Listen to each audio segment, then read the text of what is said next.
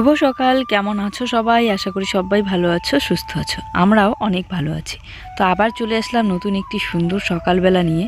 আর আজ হচ্ছে সরস্বতী পূজা। আর সরস্বতী পূজার সকালবেলা মানে মেয়েদের হলো ব্যস্ততা, আর তার সাথে মায়েদেরও। কারণ মায়েদের হচ্ছে যাদের মেয়ে থাকে তাদের শাড়ি পরিয়ে দিতে লাগে, রেডি করিয়ে দিতে লাগে। আর মেয়েরা তো কি পরবে না পরবে, কিভাবে রেডি হবে সেটা নিয়েই ব্যস্ত। তো আমিও আজ একটু ব্যস্ত সকাল নিয়ে তোমাদের সামনে আসলাম। আর তার সাথে যেন আমরা না আগে সকালবেলা করে সরস্বতী পূজার দিন করে মুখের মধ্যে হাতের মধ্যে হলুদ লাগাতাম, শুনেছিলাম লাগাতে হয়। তো সেই ছোট্টবেলা থেকেই যেই বারেই সরস্বতী পূজা হয় না কেন প্রত্যেক বছরে এরকম করে ঘুম থেকে উঠে আগে হলুদ মাখতাম আর কি, কাঁচা হলুদ যেটা হয়। আর শ্বশুরবাড়িতে আসার পর দেখি এখানেও বাচ্চারা সকালবেলা করে হলুদ লাগায় মুখের মধ্যে সরস্বতী পূজার দিন। তো প্রায় 8:30 কি 9টা বাজে, আমি ঘুম থেকে উঠেছিলাম, বিছানায় শুয়ে আর কি ভিডিওটা একটু এডিট করছিলাম। জানি আজকে একটু ব্যস্ততা থাকবে, তো এই জন্য আগেই এডিট করতে বসলাম। সবে কাটাকাটিটা করছিলাম, বনি এসে বলছে কাকিমণি আমাকে একটু রেডি করিয়ে দাও, তো তাই ঝটপট উঠে পড়লাম। তো এই যে বনি একদম সকালবেলায় রেডি, এখন বাজে বোধহয় 10টা বাজে। তো শাড়ি পরেনি, আজকে ফ্রক পরেছে,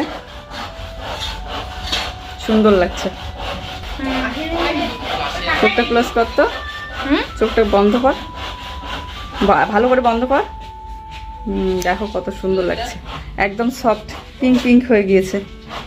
আর উঠে ব্রাশ করে মুখ ধুয়ে জুসোনাকে ব্রাশ করিয়ে দিলাম, মুখ ধুয়ে দিয়ে এই যে বনিকে রেডি করিয়ে দিলাম। বাবা এদিকে রান্নাঘরটা ভেঙে একটু বাড়াচ্ছিল। এই যে ভাস্তি রেডি হয়ে গেল, এবারে ভাগ্নি আসছে। ভাস্তি রেডি হয়ে গেল, এখন ভাগ্নি আসছে, ভাগ্নিকে রেডি করিয়ে দেবো। শাড়ি করবো তো, চুলটা আর একটু বড় রাখতা, কত সুন্দর বেঁধে দিতাম। এই শাড়িটা দেখি, বাহ ঠিক আছে। তো ব্লাউজ ছায়া, শাড়িটা পরে পরাই দেই, আগে সাজাই দেই। হ্যাঁ, জুই যেই দেখেছে একের পর এক বাচ্চারা সবাই রেডি হচ্ছিল, তো ও একদম অস্থির হয়ে গিয়েছে যে মা কখন আমাকে শাড়ি পরিয়ে দেবে, কখন রেডি করে দেবে। আসলে ওর শরীরটা ভালো থাকলে হয়তো বা শাড়ি পরিয়ে দিতাম, কালকে হঠাৎ করে শরীরটা একটু খারাপ হয়ে গিয়েছে, তো এই জন্য শাড়িটা পরিয়ে দেবো না, সামলাতে পারবে না। আমাদের বাড়ির সামনে রাস্তার কাজ চলছে, তো এখানে এই যে কালকেই কিন্তু মাটিটা খুঁড়ে দিয়ে গেল, তারপরে বালু পাথর এগুলো একসাথে নিয়ে এসে ঢেলে দিচ্ছে। বাচ্চা মানুষকে আর কিভাবে সাজাবে বলো, ফাউন্ডেশন টোন তো দেওয়া যায় না, তো এই জন্য শুধু পাউডার দিয়ে একটু আইশ্যাডো দিয়ে স্মাচ করে দিচ্ছি, ব্যাস। আর আইলাইনার, হেয়ার স্টাইল। হ্যাঁ, তোমার তো হেয়ার স্টাইলে হবে না। প্রতিবার ওকে সুন্দর করে হেয়ার স্টাইল করে দেয়, কারণ ওর চুলটা না খুব সিল্কি, কিন্তু এবার হবেই না। তুমি স্নান করে চকচক লিপস্টিক দিবে, ও স্নানে করে তাহলে কেমন করে হবে? তুমি কাশি ধরে রাখছো।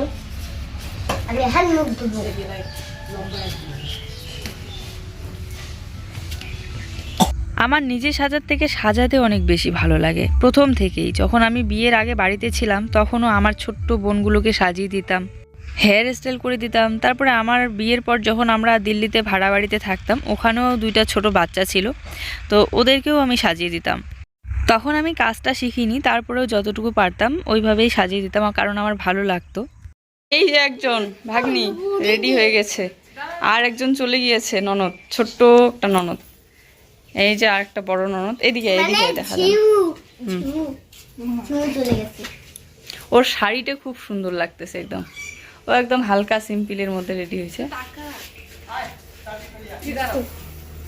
যাও। সংসারের কাজ কিন্তু সবই পড়ে আছে, কারণ সকালবেলা থেকেই ঘুম থেকে উঠেই ধরেছি যে বাচ্চাদেরকে সবে সাজানো কমপ্লিট হলো। আমিও স্নান করে রেডি হলাম। তো এই যে রেডি হয়ে পড়লাম, এখন যাব। জুই গিয়েছে ওর পাপার সাথে চলে, আর একদম সিম্পল ভাবে শাড়িটা ভাগ্যিস কুচি করা ছিল, আগেরই পিন করা ছিল, তাই তাড়াতাড়ি করে পরে নিলাম।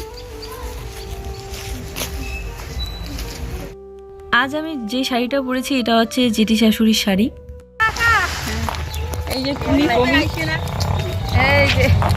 এই যে টুনি শাড়ি পরছে। জুই হচ্ছে শাড়ি পরার জন্য খুব বায়না করতেছিল, কিন্তু জুইকে শাড়ি পরিয়ে দিলাম না, কারণ ওর হালকা সর্দি কাশি লাগছে, তো শাড়ি পরে আর একটা জ্বালা। আর আমিও পরলাম শাড়ি, এবার আমি চলাফেরা করবো না, ওকে সামলাবো। পরের বার আর একটু বড় হবে তখন পরিয়ে দেবো। এখন আর কোথাও গেলে দিনের বেলা সেরকম একটা সেজেগুজে রেডি হইতে ভালো লাগে না, তো যেহেতু সরস্বতী পূজা বলে কথা, শাড়ি তো পরতেই হবে, তাই শাড়িটা ঝটপট পরে একটু হালকার মধ্যে সাজলাম। শুধু কানেরটা পরেছি আর চোখে একটু কাজল দিয়েছি, আর লিপস্টিক আর মুখে একটু পাউডার দিয়েছিলাম। হ্যাঁ, না এখানে কোনো আজকে আমি লেকমি সিসি ক্রিম বলো ফাউন্ডেশন বলো কিচ্ছু ব্যবহার করিনি, কারণ ভালো লাগছিল না। এখন আর সেই সময়টা নেই বলো, সময়ের সাথে সব কিছু পরিবর্তন হয়ে যায়। আগে যেমন মেয়েবেলায় সরস্বতী পূজায় কত সাজতাম, মানে বিয়ের আগে, কিন্তু এখন আর ইচ্ছে করে না। বিয়ের পরেও মোটামুটি যখন নতুন ছিলাম তখন ভালো লাগতো। আর আমার বাচ্চা এই স্কুলে পড়ে, তাই এই স্কুলে তো আসতেই হবে। আর তার উপরে আমার স্কুল, আমি যে স্কুলে পড়তাম হাই স্কুল, সেই স্কুল তো কোনো বারো সরস্বতী পূজায় মিস যায় না যদি বাড়িতে থাকি। হ্যাঁ, যখন বিয়ে হয়েছিল তখন বাচ্চা ছোট ছিল, তারপরে বাড়িতে যখন ছিলাম না দিল্লিতে ছিলাম তখন কয়েক বছর মিস গিয়েছিল। আর উনি হচ্ছেন জুয়ের স্কুলের দিদিভাই। তো দিদিভাই বলছিল যে ত্রিয়াশা আসেনি, আমি বলছিলাম যে ওইদিকে দাঁড়িয়ে আছে ওর পাপার সাথে। তো এবছর তো আমাদের আর অঞ্জলি দেওয়া যাবে না, এই জন্য একটু দেরি করেই আসা। আর যেহেতু আমাদের কালো সুচ আছে, তার উপরে আমি এসে দেখি যে জুইকে ওর পাপা খাওয়াই দিয়েছে প্রসাদ। তো জুই এই দেখো আমার এখান থেকে আর একটু ফল নিতে আসছিল, আর খেতে বললাম কিন্তু খিচুড়ি আর খাবে না। দুর্গা পূজা বলো আর লক্ষ্মী পূজা বলো আর সরস্বতী পূজা বলো বিশ্বকর্মা পূজা বলো, যে কোনো পূজার প্রসাদটাই দারুণ হয় খেতে। এই দেখো আমার মেয়ে কি সুন্দর সাজুগুজু করেছে, কিন্তু ওর হচ্ছে খেলার বেশি নেশা, মানে এখানে আসার পর থেকে ছোটাছুটি করছে, খেলছে। শাড়ি পরলে হয়তো এতটা খেলতে পারতো না। আর এটা কিন্তু প্রাইমারি স্কুল না, এটা হচ্ছে প্রাইভেট স্কুল। তো অনেকেই কমেন্ট করো যে ত্রিয়াশা কি প্রাইমারিতে পড়ে না প্রাইভেট স্কুলে পড়ে। তোমার শার্ট আর আমার শাড়ি ম্যাচিং হয়ে গেছে না, একই কালার হয়েছে না বলো, হালকা হালকা। জীবনের অর্ধেকটা বছর চলে গেল, বছরের এতগুলো দিন চলে যায়, একটা দিনও স্কুলের ভিতরে আর প্রবেশ করা হয় না। এই সরস্বতী পূজার দিনটাতেই শুধু আসা হয়।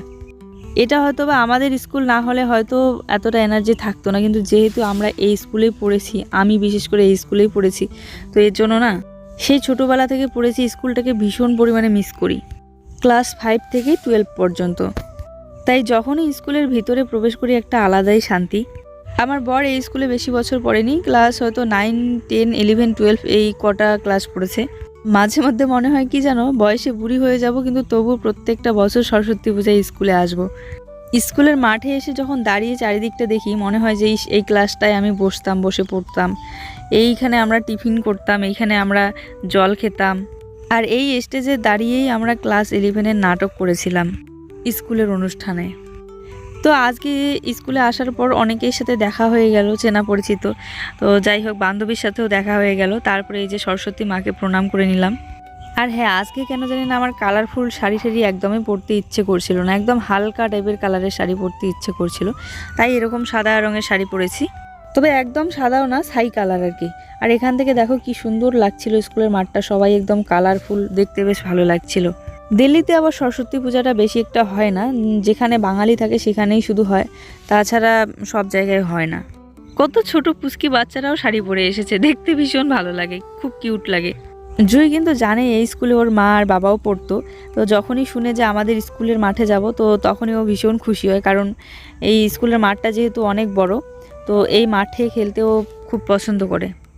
আমরা রাস্তা দিয়ে যাচ্ছিলাম, যাওয়ার পথে একদম এত বড় একটা ডাল ভেঙে পড়লো। ভাগ্যিস আমাদের এদিকে পড়েনি, রাস্তার এদিকে। হ্যাঁ দেখছি তো, ওই যে হ্যাঁ এলা এলা মাথাত পড়লে গায়ে।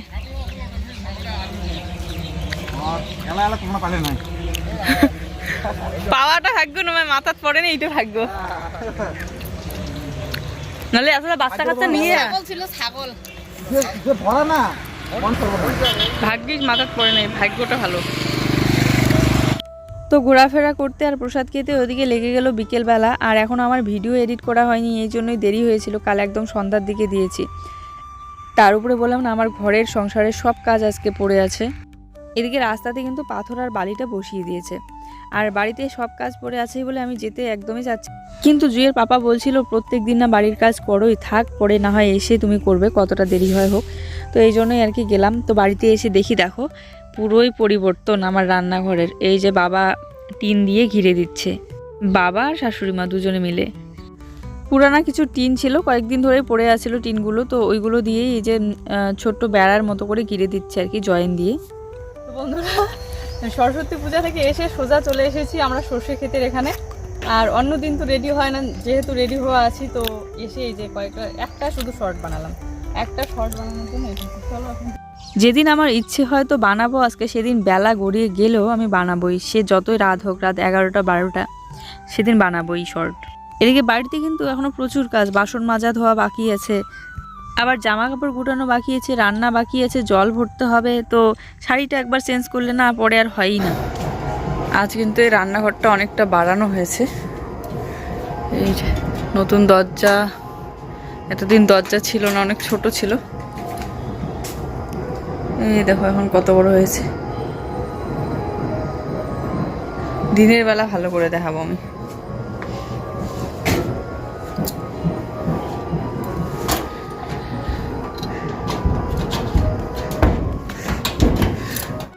ওই দেখো কালকে সবজি খরচ নিয়ে এসেছিলাম বাজার থেকে, আর প্লাস্টিকের প্যাকেটে নিয়ে এসেছিলাম, ওভাবেই বাঁধা আছে, নষ্ট হয়ে যাবে, তাই খুলে এই যে ঝুড়িটার মধ্যে রেখে দিলাম।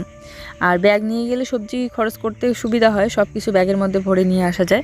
কিন্তু আমি তো খরচ করতে যাইনি, এমনিতে আইব্রোটা করতে গিয়েছিলাম, আসার পথে ওদিকে নিয়ে এসেছি। এখন এই যে মাজা ধোয়া করে নিয়ে আসলাম সবে, আর একটু র্যাক ঝুড়িগুলো মুছে নিচ্ছি, কারণ ধুলাবালি পড়েছে যেহেতু, এদিকে টিনের বেড়াটা লাগানো হয়েছে। তারপরে রান্নাটা বসাবো ধীরে ধীরে। আর মেয়ে ওদিকে ঘুমিয়ে পড়েছে, কারণ ওর শরীরটা ক্লান্ত হয়েছে না, আজ খুব খেলেছে, হাঁটাচলা করেছে, কোলে উঠতে চাচ্ছিল কিন্তু কোলে নেইনি আজকে। সবসময় কোলে নেই না, যখন পাকা রাস্তা পার হয় তখনই, যদি ফাঁকা জায়গা থাকে, যেমন আজকে স্কুলের মাঠে ছেড়ে দিয়েছি, মাঠে খেলছিল, লক্ষ্য দিচ্ছিলাম অবশ্যই।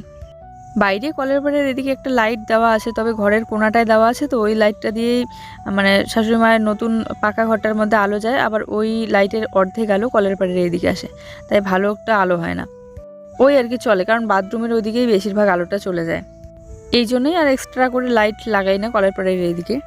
এই যে বালতিতে জল ভরে রাখছি, আর এদিকে হাঁড়ি জগ এগুলোর মধ্যে জল ভরে নিয়ে গিয়ে রেখে দিচ্ছি, কারণ একটু পরেই রান্না বসাবো, তো আর কতবার কলে আসবো জল নিতে। আজ আবার জুয়ের হালকা কাশি হচ্ছিল, তো এই যে বাসন টাসন মাজা ধোয়া করে জল ঢল নিয়ে গেলাম। আজ বাড়ির কাজ বেশি একটু শেয়ার করতে পারিনি, কারণ ওই যে সকালবেলা থেকে সাজাতে নিজে সাজতে রেডি হতে যাইতে, মানে ঘোরাঘুরি করতেই ব্যস্ত আর কি। তো এখন এই যে হাত মুখ দিয়ে ফ্রেশ হয়ে নেব, আর এসে ভিডিও এডিট করতে বসেছি, এডিট করে সবে আপলোড দেওয়া হলো। এখনও দেখো মুখের এগুলো তুলিনি, মেকআপ তো করিনি, শুধু পাউডার দিয়েছি, কিন্তু এই যে লিপস্টিক তারপর আইলাইনার এগুলো এখনও তোলা হয়নি। এগুলো তোলাতুলি করতে লাগলে না তখন অনেকটা সময় লেগে যেত, আর ভিডিওটা আমি এডিট করে আজকে তো সন্ধ্যাতেও দেওয়া হতো না, এই যে সন্ধ্যাবেলা সবে দিলাম। আর একটা জিনিস তোমাদেরকে দেখাচ্ছি,